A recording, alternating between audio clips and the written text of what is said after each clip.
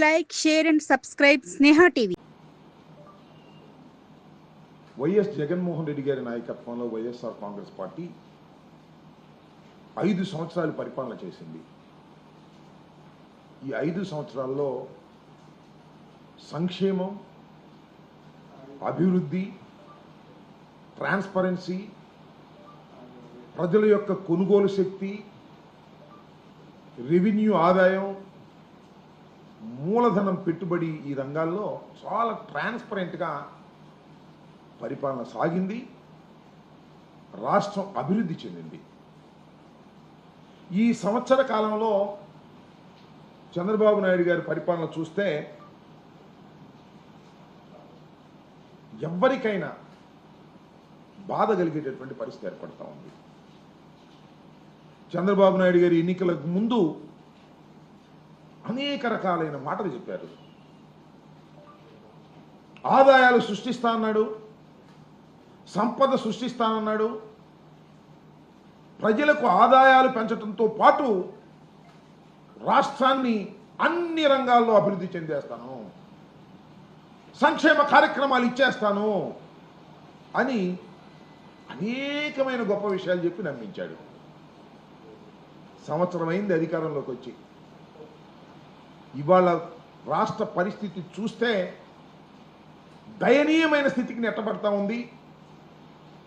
తిరోగమనంలో రాష్ట్రం వెనక్కి వెళ్తూ ఉంది.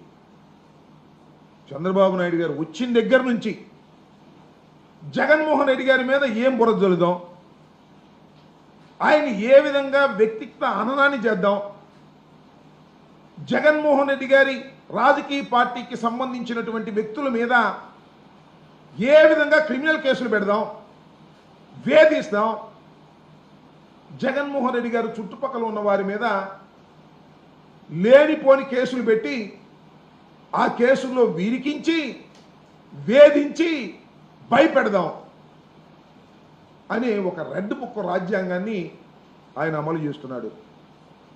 సమయం అంతా, శ్రమంతా, సామర్థ్యం అంతా చంద్రబాబు నాయుడు గారు దీని మీదే ఉపయోగిస్తున్నాడు తప్ప రాష్ట్రం అభివృద్ధి గురించి కానీ, సంక్షేమం గురించి కానీ, ప్రజల యొక్క బాగోగుల గురించి కానీ ఆలోచించే పరిస్థితే లేనటువంటి ఒక దౌర్భాగ్యమైనటువంటి పాలన చంద్రబాబు నాయుడు గారు కొనసాగించేటటువంటి కార్యక్రమం ఇవాళ చేస్తున్నాడు.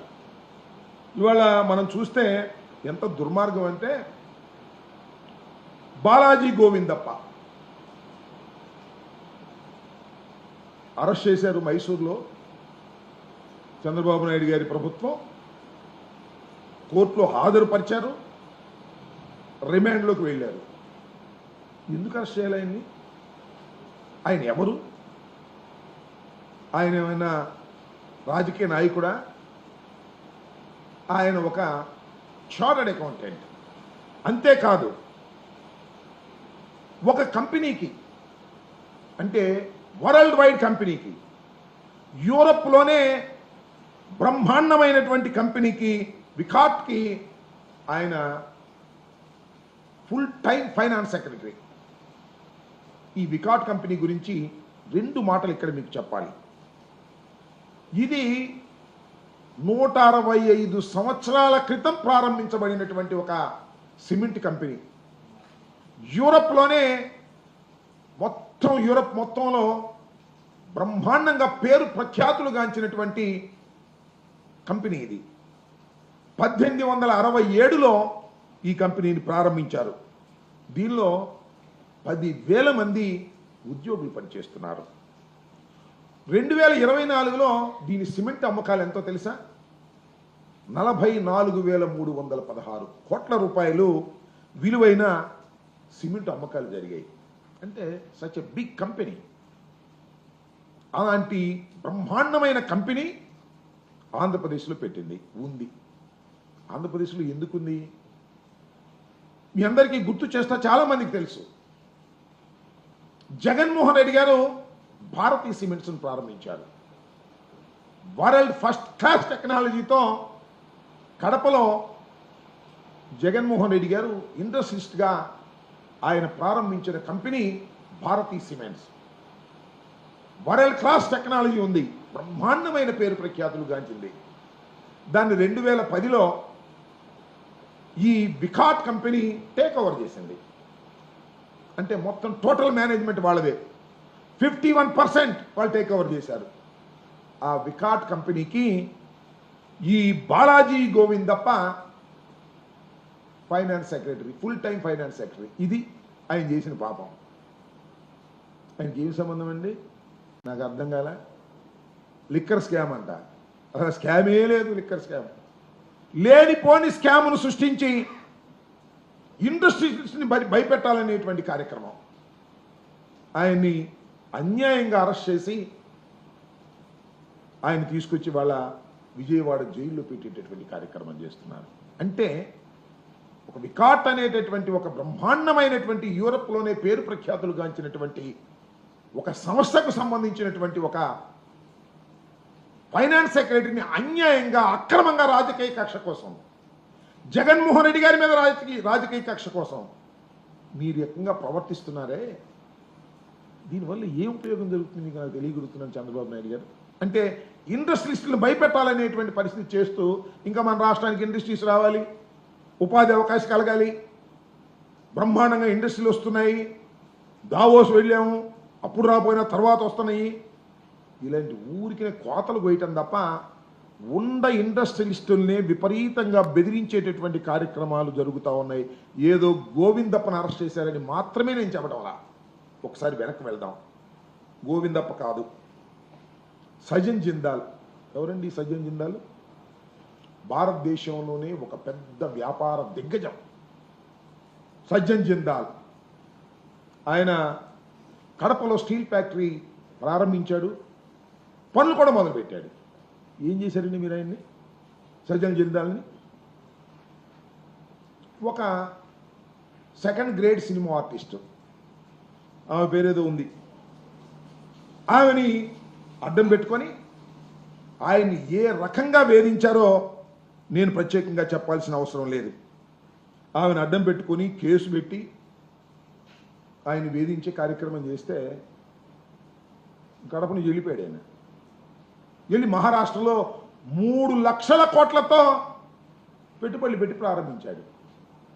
ఆ కేసులో మీరు ఏ విధంగా ఒక హీరోయిన్ అని చెప్పబడే ఆమెని, బాంబేకి సంబంధించిన ఆమెని అడ్డం పెట్టి కేసు పెట్టి, ఒక పక్కన సజ్జన్ జిందాల్ లాంటి వారిని బెదిరించే కార్యక్రమం, భయపెట్టే కార్యక్రమం, వారిని వేధించే కార్యక్రమం, దానితో పాటు 3 ఐపీఎస్ ఆఫీసర్లు, ఇండియన్ పోలీస్ సర్వీస్లో ఉన్నటువంటి 3 ఐపీఎస్ ఆఫీసర్ని సస్పెండ్ చేశారు. సరే, ఇద్దరు ఏదో వెళ్ళారు, బెయిల్ తెచ్చుకున్నారు, అది వేరే అంశం. కానీ ఒక ఐజీ ర్యాంకుకు సంబంధించినటువంటి అధికారి ఇవాళ కూడా జైల్లో ఉన్నాడు. ఎప్పుడు లేదు, భారతదేశ చరిత్రలోనే లేని విధంగా తీసుకెళ్లి మీరు ఆయన లోపల పెట్టి వేధించేటటువంటి కార్యక్రమం చేస్తున్నారు. ఒకవైపున వికాట్కు సంబంధించినటువంటి ఫైనాన్స్ సెక్రటరీని అరెస్ట్ చేస్తారు, సజ్జన్ జిందాల్ని లేనిపోని కేసులు పెట్టి వేధించి ఆయన ఇక్కడి నుంచి లేకోకుండా చేస్తారు.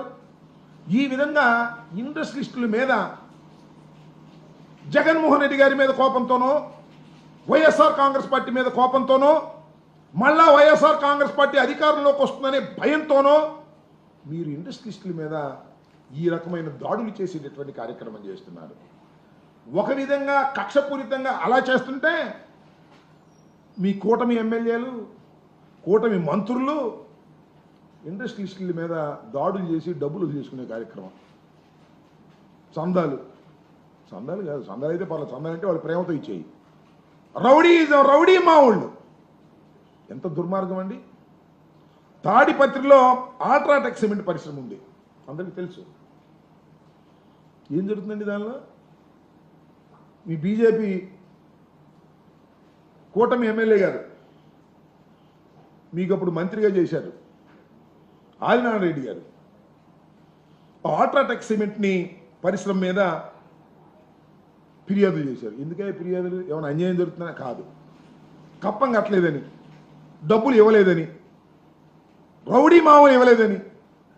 దాని మీద ఒక సిఐ నరేష్ బాబు అనే అతన్ని అడ్డం పెట్టుకొని వారికి సప్లై చేస్తున్న ముడి సరుకుని సప్లై చేస్తున్నటువంటి ట్రాన్స్పోర్ట్కి సంబంధించినటువంటి వారి మీద సీజ్ చేశాడు. సీజ్ చేస్తే ఏం చేస్తారు? ట్రాన్స్పోర్ట్ చేసేవారు వేరే ఉంటారు. అవి సీజ్ చేస్తే ఏం చేస్తారు ట్రాన్స్పోర్ట్ అధికారులు? ఆ ప్రైవేట్ కంపెనీ ట్రాన్స్పోర్ట్ చేయటం సప్లై లేదు. సప్లై లేకపోతే ఏమైంది? తాడిపత్రి అల్ట్రాటెక్ సిమెంట్ ఫ్యాక్టరీ మూసివేసేటటువంటి పరిస్థితికి వచ్చేసింది. ఓ పక్కనేమో మేక్ ఇన్ ఇండియా, మన దేశంలో అద్భుతమైనటువంటి ఉత్పత్తులు జరగాలనేమో ప్రధానమంత్రి గారు చెబుతాడు. ఆ ప్రధానమంత్రి గారి కూటమికి సంబంధించినటువంటి నారాయణ రెడ్డి గారేమో నాకు రౌడీ మామూలు ఇవ్వందే, మేము మీకు సప్లై చేయలేము, సప్లై చేస్తే ఊరుకోము, నా పోలీస్ అధికారులను పంపించి మిమ్మల్ని వేటాడిస్తాము, మీ ఎవరైతే ట్రాన్స్పోర్ట్ చేస్తున్నారో ఆ కంపెనీల మీద దాడి చేయించుతాము, మీకు ట్రాన్స్పోర్ట్ రాదు ముడి సరుకు, దాంతో మీరు మూసుకోవాల్సిందే ఫ్యాక్టరీ అనేటువంటి పరిస్థితితో బెదిరించి వాళ్ళ దగ్గర డబ్బులు కాజేయాలనేటువంటి పరిస్థితికి మీరు వస్తున్నారంటే ఎట్లా వస్తాయి ఇండస్ట్రీస్? నాకు తెలియదు. ఉన్న ఇండస్ట్రీస్ పోవడం తప్ప ఎట్లా వచ్చేటటువంటి కార్యక్రమం వస్తుందని చెప్పమని అడుగుతా ఉన్నాను. అంతేకాదు, ఆదాని హైడ్రో పవర్, ఇది గండికోటకు సంబంధించి ఆ రిజర్వాయర్లో ఆ హైడ్రో పవర్ చేసుకునేటువంటి కంపెనీ మీద మళ్ళీ ఆదినారాయణ రెడ్డి గారే ఆయన సోదరులు ఆ వర్క్లన్నీ మాకేవ్వండి, ఇంకోటికి ఇస్తే మేము ఒప్పుకోం అని డైరెక్ట్గా వాళ్ళ ఆఫీసుల మీద దాడి చేశారండి. ధ్వంసం చేశారు. మాట్లాడిన వాళ్ళు లేడు. పోలీసులు నీకు అనుకూలంగా ఉంటారు, ఆ ఇండస్ట్రీకి అనుకూలంగా ఉండరు. డబ్బులు ఇస్తే సెటిల్ చేసుకుంటావు. ఏమిటి అన్యాయం? ఇలాంటి దుర్మార్గమైనటువంటి కార్యక్రమాలు ఆంధ్రప్రదేశ్లో ఏ ఇండస్ట్రీ ఉన్నా ఆ ఇండస్ట్రీ కూటమి ఎమ్మెల్యేలకో కూటమికో కప్పం చెల్లించకపోతే నీ ఇండస్ట్రీ జరగదు అనేటువంటి పద్ధతుల్లో మీరు వ్యవహరిస్తున్నారే. అక్కడ దాకా ఎందుకు పల్నాడు రండి. పల్నాడులో గురజాల్లో ఎరపతినేని శ్రీనివాస్ గారు ఉన్నాడు, ఒక ఆయన ఎమ్మెల్యే గారు. భవ్య సిమెంటు, చెట్టినాడు సిమెంటు ఉన్నాయి. వాళ్ళు కప్పం కట్టలేదంట, డబ్బులు ఇవ్వలేదంట. మేము ఎలక్షన్లో ఖర్చు పెట్టాం, ఆ డబ్బులన్నీ మీరు ఇవ్వండి అంటారు.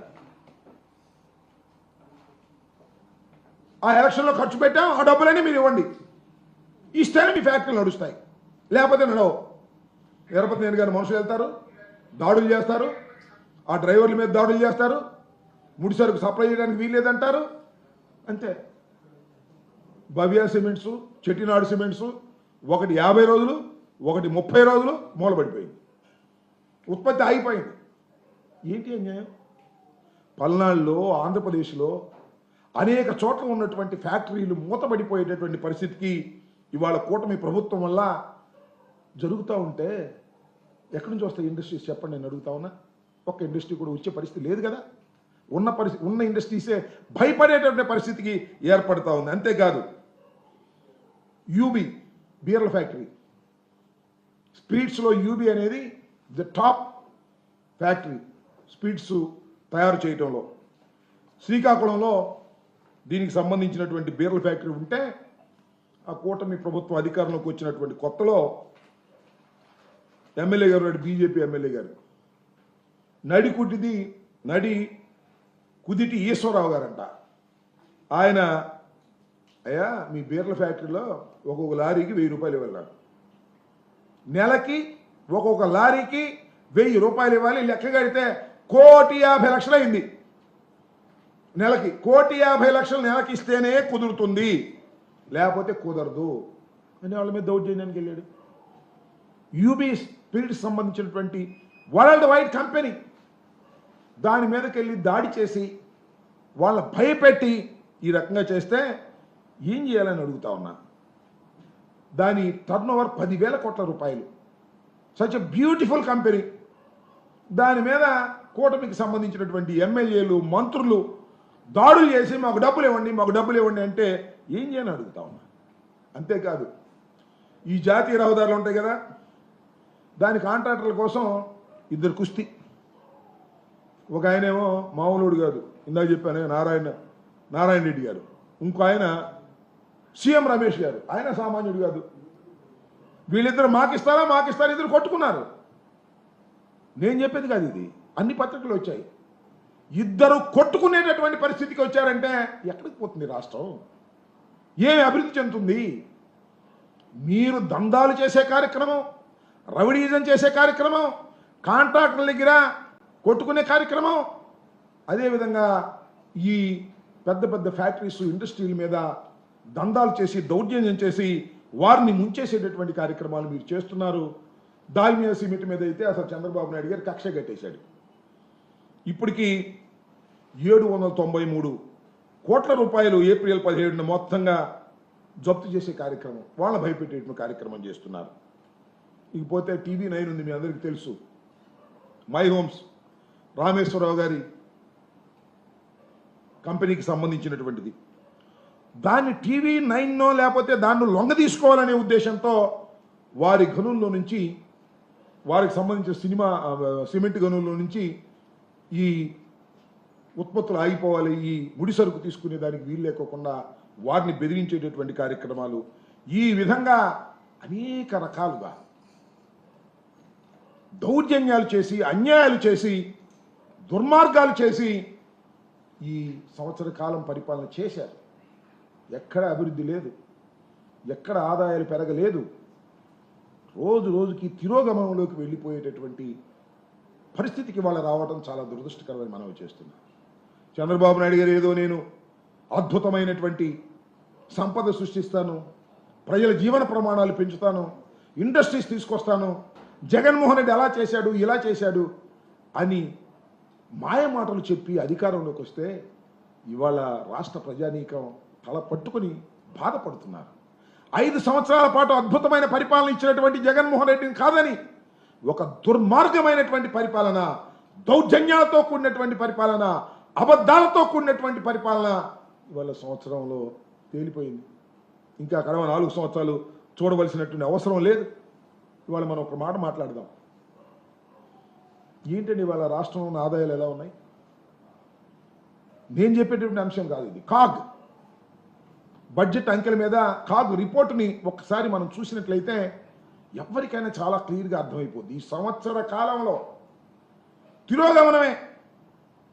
24, 25, 23, 24, 23, 24 ఎలా ఉంది, 24, 25 ఎలా ఉంది అంటే ఎంత దుర్మార్గం అండి.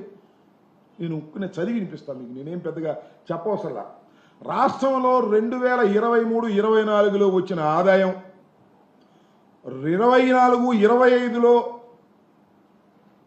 ఆదాయం చూస్తే అంత రాకపోతే రాకపోయింది. 5,520 కోట్లకు తగ్గిపోయింది రెవెన్యూ లోటు, రెవెన్యూ ఆదాయం. అంటే సంపద సృష్టిస్తాను అన్న చంద్రబాబు నాయుడు గారు సంవత్సరం పరిపాలన చేస్తే ఆ సంవత్సరంలో 5,520 కోట్ల రూపాయలు రావాల్సినటువంటి ఆదాయం రాలేదంటే ఈయన సంపద సృష్టిస్తున్నాడా, సంపద పోగొడుతున్నాడా ఒక్కసారి ఆలోచించమని మనం చేస్తున్నాం. అలాగే అమ్మక పన్నుతో పాటు స్టాంప్ డ్యూటీ, మన రిజిస్ట్రేషన్స్ అవన్నీ ఉంటాయి కదా, అవి చూస్తే 2024, 25లో అంతకు ముందు ఏడాదితో పోలిస్తే 1,053 కోట్ల రూపాయలు డంప్ పడిపోయింది. రిజిస్ట్రేషన్స్ లేవు, అమ్మకాలు లేవు, కొనుగోలు లేదు, కొనుగోలు శక్తి పడిపోయింది. ప్రజల దగ్గర డబ్బులు అయితే కదా కొనుగోలు ఉండటానికి, కొనుగోలు పడిపోయింది. 1,053 కోట్ల రూపాయలు ఈ సంవత్సర కాలంలో చంద్రబాబు నాయుడు గారి పరిపాలనలో పడిపోయిందంటే దీని అర్థం ఏంటి అని అడుగుతాం. ఆలోచించమని మనం చేస్తున్నా. విఘ్నులైనటువంటి రాష్ట్ర ప్రజానీకాన్ని ఒకసారి ఆలోచన చేయండి. ఎందుకు ఇలా పడిపోతుంది? చంద్రబాబు నాయుడు గారు అనుభవజ్ఞుడు కదా, అద్భుతమైనటువంటి పరిపాలన చేస్తా అన్నాడు కదా, సంపద సృష్టిస్తా అన్నాడు కదా, ఏమైపోయింది ఇదంతా? అంతేకాదు స్టాంప్స్ అండ్ రిజిస్ట్రేషన్స్ ఆదాయం అంతకుముందు పోలిస్తే 705 కోట్లు తగ్గింది. ఇక పన్నేతర ఆదాయానికి వస్తే 2024, 25లో ఇది 842 కోట్లు తగ్గినట్టు నేను చెప్పలా, జగన్మోహన్ రెడ్డి గారు చెప్పలా, లేదా వైఎస్ఆర్ కాంగ్రెస్ పార్టీ చెప్పడంలా. కాగ్ రిపోర్ట్ ప్రకారం 842 కోట్లు తగ్గింది. ఇకపోతే కేంద్ర ప్రభుత్వం నుంచి గ్రాంట్ రూపంలో రావాల్సినటువంటి డబ్బు 2023-24తో పోలిస్తే 2024-25లో 14,563 కోట్లు తగ్గిందంట. This is also CAG report, according to CAG report. ఎవరి రిపోర్ట్తో కాదని మనం చేస్తున్నాం. ఈ విధంగా అన్నీ తగ్గిపోతూ ఉన్నాయి. అలాగే మూలధన వ్యయం, రాష్ట్ర ప్రభుత్వం పెట్టి మూలధన వ్యయం 2023-24తో పోలిస్తే 2024-25తో 4,413 కోట్లు తగ్గిపోయింది. ఇంకపోతే విద్య, వైద్యం, పౌష్టికాహారం, సంక్షేమానికి సంబంధించి గత ఏడాదితో పోలిస్తే దాని మీద ఖర్చు చేసే వ్యయం 4,696 కోట్లు తగ్గిపోయింది. ఇవన్నీ కూడా కాగ్ గణాంకాల ప్రకారం నేను చెప్తున్నట్టుదే కానీ చంద్రబాబు నాయుడు గారి మీద కోపంతోనో, చంద్రబాబు నాయుడు గారు ఏదో అధికారంలోకి వచ్చాడనే దుగ్ధతోనో నేను చెప్తున్నటువంటి మాటలు కాదు. అన్నీ ఆన్ రికార్డ్, కాగ్ రిపోర్ట్ ప్రకారం వస్తున్నటువంటి లెక్కలివి. ఏమైనా చెప్పండి చంద్రబాబు నాయుడు గారు, this is your progress report. నేను ఇచ్చింది కాదు, ఈ సంవత్సర కాలంలో మీరు చేసినటువంటి ప్రోగ్రెస్ రిపోర్ట్ ఇది. అంటే తిరోగమనం. జగన్మోహన్ రెడ్డి గారి టైంలో ఇలా పెరిగిపోతే ఆదాయాలు, మీ టైంలో ఇలా తగ్గిపోతున్నాయి. ఏంటి మీ గొప్పతనం నాకు అర్థం కాల. ఊరికినే మీరు పిఆర్ మెయింటైన్ చేయటం, బిల్డప్లు ఇచ్చుకోవటం. ఆంధ్రజ్యోతి, ఈనాడు ఫ్రంట్ పేజీలో బిల్డప్ ఇచ్చే కథనాలు, TV5, ABN, ఈటీవీ అద్భుతం, అమోఘం. లెక్కలో చూస్తే ఏమీ లేదు. ఈ పేపర్లో చూసి బిల్డప్ ఇచ్చుకోవటం తప్ప సంవత్సర కాలంలో తిరోగమనం పాలైనటువంటిది ఇది దుర్మార్గమైంది. దీనికి కారణం ఏంటి? ఒకటి సింపుల్. నీ దృష్టి అంతా ఏంటి? Red book.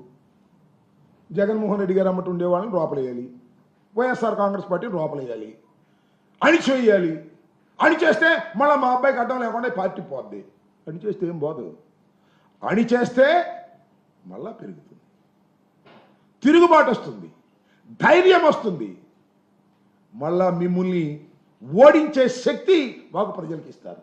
మీరు చేస్తున్నటువంటి ఈ దురాగతాల వల్ల ఇవాళ ఇండస్ట్రీస్లు రాష్ట్రం నుంచి పారిపోయేటటువంటి పరిస్థితి, కొత్తగా ఇండస్ట్రీలు వచ్చి ఇండస్ట్రీస్ పెట్టేటటువంటి పరిస్థితి కానీ, ఉపాధి కల్పించేటటువంటి పరిస్థితి కానీ లేనటువంటి పరిస్థితిలో ఇవాళ రాష్ట్రాన్ని సంవత్సర కాలం పాటు పరిపాలన చేసినటువంటి కూటమి నెట్టేసింది. ఇవన్నీ కూడా లెక్కలతో సహా చెబుతున్నటువంటి అంశాలు తప్ప మేమేదో చంద్రబాబు నాయుడు గారి మీద కోపంతో చెబుతున్నామని అనుకోవద్దని విఘ్నులైనటువంటి రాష్ట్ర ప్రజానీకానికి సందర్భంగా నేను చెప్పదలుచుకుని. పోతే సంక్షేమం ఏం చెప్పాడండి చంద్రబాబు నాయుడు గారు? సూపర్ 6. ఏమైంది సూపర్ 6? ఒకటి నావల్ చేసావా? అదేమిటి గ్యాస్ ఇచ్చాను అంటున్నాడు. అంతా గ్యాసే. అది గ్యాస్ ఇచ్చింది కాదు, పెట్టింది కాదు. నేను ఒక్క చిన్న ఇంకా చెప్తా, పెద్దగా ఏం అవసరంలా. ఇది కాదని చెప్పమనండి కూటమిలో ఉన్నవారు ఎవరినైనా సరే. సూపర్ 6ను అమలు చేయటానికి అని చెప్పాడు కదా. సూపర్ 6లో అది ఇది అది అని చాలా, గ్యాస్ అన్నాడు, నీకు 15 నీకు 15 నీకు 15 అన్నాడు, చాలా చెప్పాడు సూపర్ 6 అని.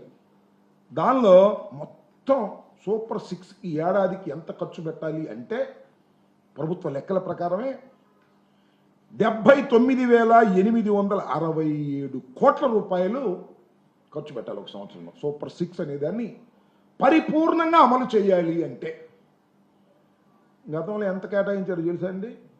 ఎంత మోసం చంద్రబాబు నాయుడు గారు. మోసానికి మారు పేరు నారా చంద్రబాబు నాయుడు గారు. ఎంత ఖర్చు పెట్టారో తెలుసా? ఎంత కేటాయించాడో తెలుసా? 79,867 కోట్ల రూపాయలు కేటాయించి ఖర్చు పెట్టవలసినటువంటి ప్రభుత్వం 7,282 కోట్లు కేటాయించారు. అక్కడ ఒక మోసం. సరే కేటాయిస్తే కేటాయించారు పో. ఎంత ఖర్చు పెట్టారు తెలుసా? ఇది ఒక చాలా చిత్రం. 865 కోట్లు ఖర్చు పెట్టారు. ఏంటది 865 కోట్లు? గ్యాస్. ఒక సిలిండర్ ఇచ్చి గ్యాస్ పెట్టారు. ఏంటిది? ఇవ్వండి బాబు గారు, చంద్రబాబు నాయుడు గారు, కూటమి నాయకులారా. సూపర్ 6కి మీరు 79,867 కోట్లు ఖర్చు పెట్టవలసిన మీరు 7,282 కోట్లు కేటాయించి 865 కోట్లు ఖర్చు పెట్టి నన్ను చూడు, నా అన్నం చూడు, నా కూటమి చూడు, నా సూపర్ సిక్స్ చూడు, నా పవర్ చూడు, నా వాగ్దానం చూడు అని చెబుతుంటే ఎవరు నమ్మాలి మిమ్మల్ని? ఎందుకు నమ్మాలి మిమ్మల్ని? అసలు మిమ్మల్ని అధికారంలోకి ఎందుకు తీసుకొచ్చామని బావురమని ఏడవలసిందే కదా తెలుగు రాష్ట్ర ప్రజానీకమని నేను అడుగుతా ఉన్నా. ఇలాంటి దుర్మార్గమైనటువంటి కార్యక్రమాలు ఒక్కటంటే ఒక్క హామీ నెరవేర్చారని నాకు అర్థం కాల. అదేదో 4,000 ఇచ్చాం అన్నారు. పోనీ అదేదో 4,000 ఇచ్చారు అనుకుందాం కాసేపు, దానిలో మళ్ళీ 3 లక్షల మందిని కోత పెట్టావే, 3 లక్షల మంది తీసేసావు, మళ్ళీ ఇంకా తీయాలనుకుంటున్నావు. ఒక్కటి కాకపోతే ఒక్కటైనా మీరు చేశారని అడుగుతా ఉన్నా. ఉచిత బస్సు అన్నావు, ఏమైంది? బస్సు తుస్సయింది.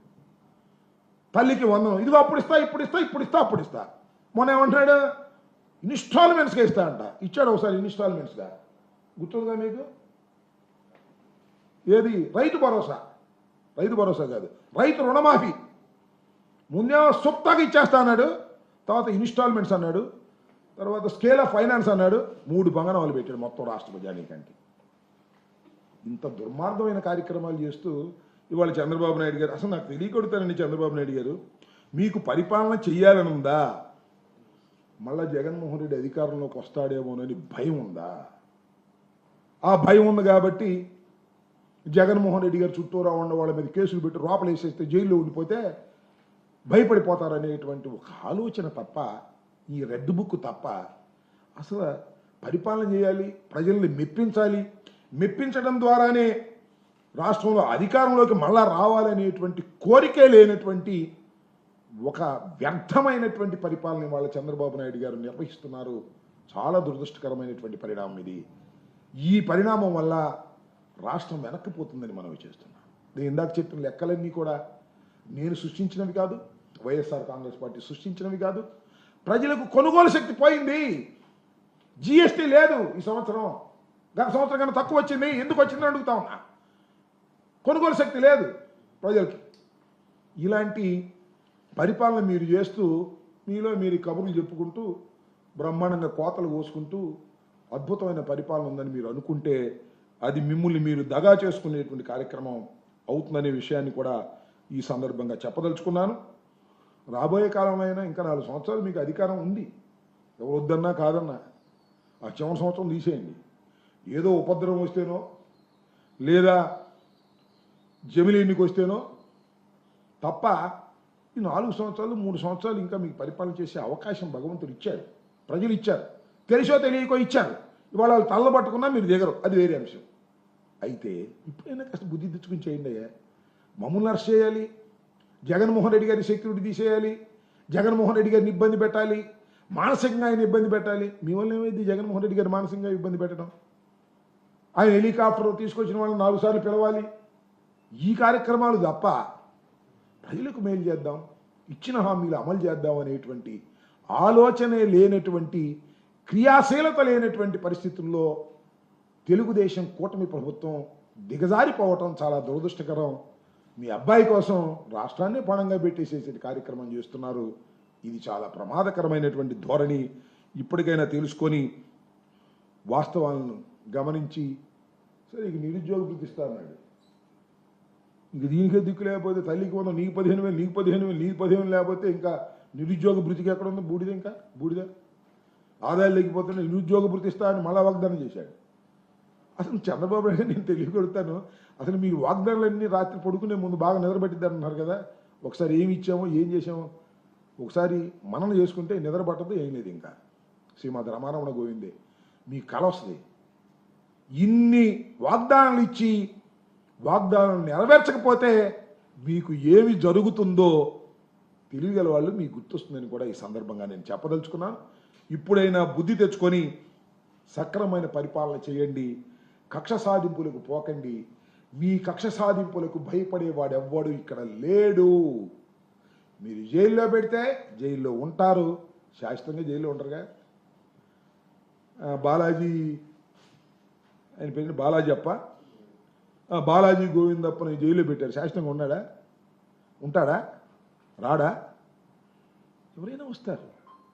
కాబట్టి జైల్లో పెట్టడం ద్వారా పరిపాలన చేయాలనుకుంటే దానికి తగిన శాస్తిని, తగిన మూల్యాన్ని ఈ రాష్ట్ర ప్రభుత్వం అనడం కంటే నారా చంద్రబాబు నాయుడు గారు లేదంటే మీ ఏకైక పుత్రుడు దానికి మూల్యం చెల్లించక తప్పదని ఈ సందర్భంగా చెప్పదలుచుకున్నాను. ఓకే, సుప్రీంకోర్టు సివాట్లు పెట్టింది సిఐడి వాళ్ళు ఇట్లా అరెస్టులు చేయొద్దు అని.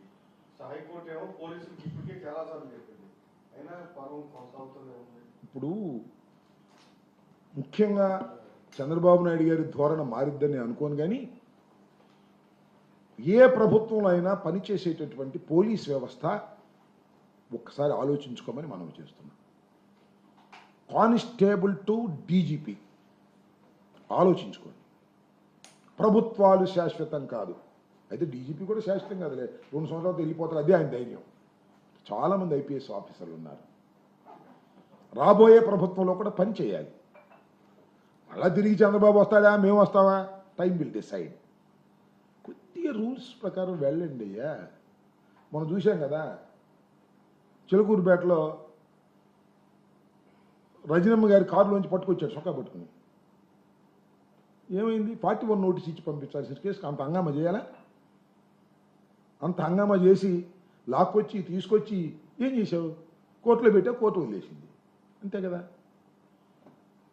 ఇవాళ సుప్రీంకోర్టు, హైకోర్టు చాలా సందర్భాల్లో చాలా ఘాటుగా విమర్శ చేస్తున్నా మీకు తోలు మందం అయితే మీకు చేయగలిగింది లేదు. చంద్రబాబు మందం అంటే రాజకీయ ప్రయోజనం ఉంది, మీకెందుకండి ఐపీఎస్ ఆఫీసర్లకి? సరే డీజీపీ గారు వెళ్ళిపోతారు అనుకో, 1-2 సంవత్సరాల తర్వాత, సరే వెళ్ళిపోయినా చట్ట ప్రకారం ఆయన వ్యవహరించకపోతే పిలిపిస్తాం, అది వేరే విషయం. కానీ ఐపీఎస్ ఆఫీసర్స్, అన్ని ప్రభుత్వాల్లో పనిచేయవలసినటువంటి ఐపీఎస్ ఆఫీసర్స్ చట్ట ప్రకారం వ్యవహరించేటటువంటి పద్ధతుల్లో ఉండాలని నేను మనస్ఫూర్తిగా కోరుకుంటున్నాను. కొంతమంది ఐపీఎస్ ఆఫీసర్లు పాపం లూప్ లైన్లో ఉన్నారు, చాలామంది వెళ్ళిపోయారు సెంట్రల్ దానికి కూడా. మాకు పల్నాడులో ఎలక్షన్ టైంలో చేసిన ఆ మహిళ ఉంది, చాలా సిన్సియర్ ఆఫీసర్గా పనిచేశారు. ఆయన గవర్నమెంట్ రాగానే పంపిస్తారు. ఆమె పేరేంటి, మల్లికా కార్గ్. ఆమె ఎక్కడో లూప్ లైన్ పంపించేశారు.